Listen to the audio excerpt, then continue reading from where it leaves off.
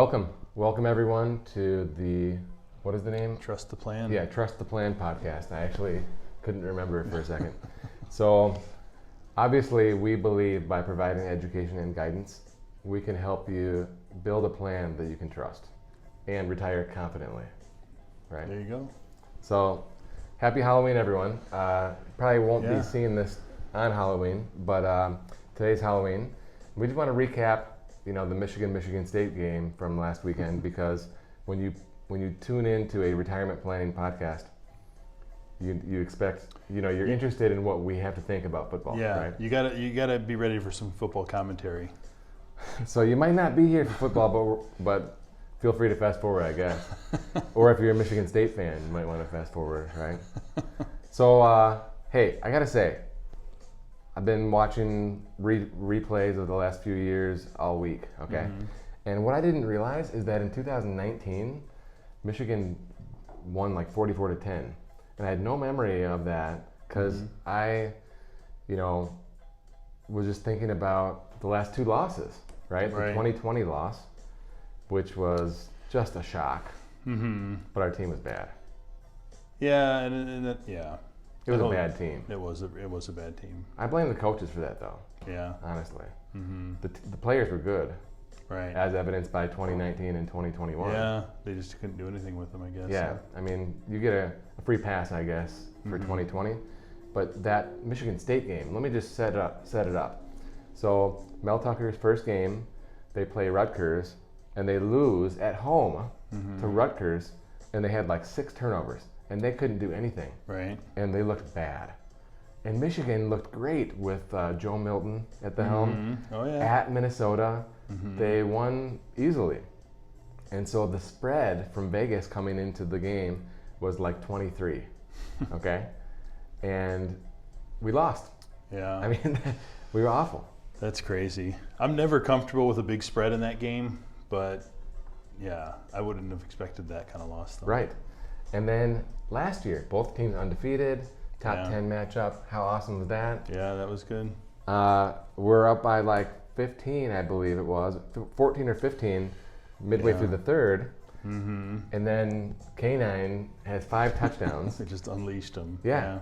And all of a sudden, we lose, right? Yeah. Even Cade had like 390 yards, which was his best game of the year, and we still lose. Right. Turnovers went against us, all that kind of stuff.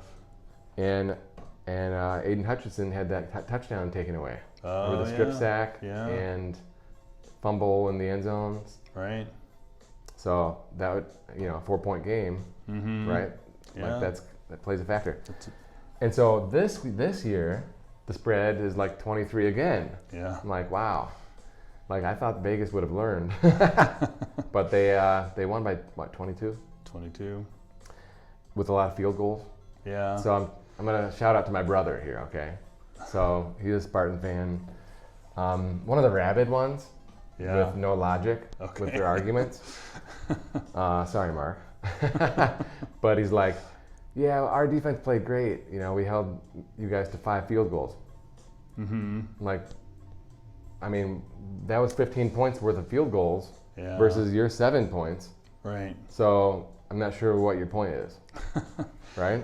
Didn't it just feel like the coaching staff was just being super conservative and let's just get this win and move on? Yeah, look at the downfield passing. Yeah, very little. There wasn't any. They just weren't. It was no aggressive play calling. It was just let's give it to Corum and let him. And so what's really interesting about that is that Michigan State's pass defense is the worst in the Big Ten. I know. So you'd think, we're just going to air raid these guys. I expected them to pick them apart. Yeah. And Harbaugh's like, no, we're just going to pound them, right? Yeah. And we had 275 yards rushing, which is good. They were successful for sure. Yeah. And so you would have liked to see less field goals for sure. Yeah. And then there's the trouble with the snap. Yeah. So I was at the game, and I was immediately, trouble with the snap, right? Yeah. And people around me were all about that. And then I rewatched it, and sure enough, it's Sean McDougal or same guy. Yeah. Same dude. Same and he guy. says trouble with the snap. And I was watching it last night, actually, and I had to pause it and laugh and rewatch it. Yeah. Because that brought back so many emotions, and to have it replayed the other way in a it wasn't really a play of the game, you know. Yeah. But my brother, once again, he's like, you only had one real touchdown, like because the trouble with the snap touchdown didn't count. Yeah. I'm like, well, did you really win in 2015? Yeah, if they don't count, if trouble with the snap plays don't Right. count, then yeah. Yeah, we acknowledge them, but we just push them away, you know, Right. brush them aside. So also the thing that happened that was really disappointing with that game was the fight afterwards in the tunnel, and there's two guys that got basically assaulted. Mm-hmm. And this comes off the heels of the Golden State Warriors assault, Michigan State v. Michigan, and you just got to wonder, like, when's it going to stop, right? Yeah, it was not a good scene. It was not a good look, and Yeah. I mean, there's obviously a lot more details we'll probably start hearing over the next few days, but first take on it was not good. That's right. All right, so we're setting up for undefeated Michigan at undefeated Ohio State. Gonna be exciting. That will be. So, any other Michigan thoughts? No, I just don't look past anybody. Let's just get to that Ohio State game Yeah, with no losses. absolutely. All right, so today's topic is gonna be no lazy money. We've used that topic, that headline before with different topics, but I think it really applies today because we see so many people with large bank balances, hundreds of thousands of dollars Right. in the bank, $250 in this bank, $250 in that bank, right? And why? Because they want to keep money safe. I get it, but we want to earn on that safe money, right? That money can't be lazy. It can't be like laying on the couch, letting Netflix wash over you all day long while you're at work, Right. right? That's not cool. The money has to work. Yeah. So no lazy money. So what am I talking about with these bank rates? Like 0%, 0.01%, 0.05%. Does that Yeah. sound good to you? No, not anymore. It used to be. Obviously coming into this period that we've just gone through, the markets has been bad, economy's unsure, everybody's in a little state of unrest, right? So like you said, I don't fault people for wanting to keep some cash on the side, but the real problem is that banks are just not paying money anymore. The banks are so slow to raise their rates that we just can't leave it there doing nothing. Okay, so the solution is we just can't leave it there. So what do we think about? So I talk with people about their bank rates. I look at what my credit union's offering. You can go on to different local banks and see. You can go to different online banks and see what they're paying. So the local banks, pretty uncompetitive. Uncompetitive? Yes. Non-competitive. Non-competitive? Yeah. We'll go with it. Online banks. So we're seeing like 2.25. I've seen one at 2.5. Right, that's pretty good. Yeah. Right? But money markets, I think, and this is not a recommendation, okay, are a very good way to be not lazy. We'll say that, okay? So what are we seeing? What is a money market? How does it work? What are the rates? Yeah, I mean, a money market is basically a short-term investment through a mutual fund company that's designed to protect the principal, right? So it acts like a savings account. No, we don't have the volatility that we get with bond funds, but they'll pay, they're paying rates approaching 3%. We've seen them starting to approach that 3% mark on a money market. So, which is great because, like I said, there's no volatility, right? We saw some of our short-term bond funds, our ultra-short bond funds that when we were craving yield and it was nowhere to be found, we would dip into that a little bit and we would see swings of a couple percent here and there, and that's not the case for money markets.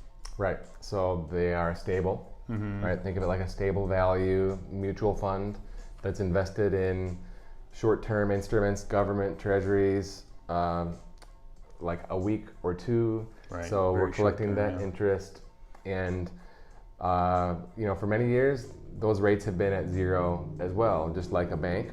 Right. But now, finally, since the Fed has been raising rates, we have a competitive advantage with money markets compared to savings accounts or your high yield checking or high yield savings or whatever they're calling it. So we want you to be aware of that, okay? So this is something where we can help you. We can have a conversation with you and give you probably a better rate than you're accustomed to having with your local bank. In addition, beyond money markets, CDs, okay? Yeah, So again, that's a good point. you know, if you're willing to lock your money up for 6 months, 12 months, or longer, your CD can pay well over 4%, relative to like a closer to 3% money market. Okay, so CDs are very interesting right now. So you could build a CD ladder, like have some money market, have a 6-month CD, a 9-month, 12-month, 15-month, 24-month, all these different CDs. And the idea is that every 3 months or every 6 months when the CD is coming due, then you buy a new longer dated CD and get, ideally, you know, you're locking it up for longer to get a higher rate. And that is the case right now, okay? But we have to also think ahead. So the Fed's been raising, probably they stop raising soon, and then there's gonna be a point in the future when they start cutting rates again, and then these short-term rates, they could go away again. Yeah. Okay, so if we're in a position where that's starting to be the case, that's when someone who craves a guaranteed yield might want to lock in a longer rate. Mm-hmm. So right now, right, we don't know what that looks like, but you've been rewarded for waiting to lock it in up until this point. Okay, but what happens on Wednesday when the Fed raises rates again? Those money markets gonna we'll likely see a jump again. Yeah. So, you know, maybe we'll be pushing 3.5 on money markets next week. Right. You know, that's speculation. Right. You got to be like compliance aware, right? Right. It is. You know, and so many times though, everybody thinks of the negative effects that raising interest rates has, and they do That's have a whole lot other of episode, Jim. negative effects. But the positive is just what we're talking about today, right? Yeah. Is that short-term investments, money market rates, CDs, there's money to be earned. So we need to make sure we're doing it. Savers can finally now be rewarded. Mm-hmm. You know, not necessarily investors, they've been punished. Right. Okay, and borrowers have been punished if you're looking for new funding, whether it's a mortgage or other loans. Those rates are certainly different, but the savers are rewarded. Yeah. So if you'd like to learn more about how you can have no lazy money, we'd be happy to speak with you. You can set up an appointment online at peakwm.com. Thanks.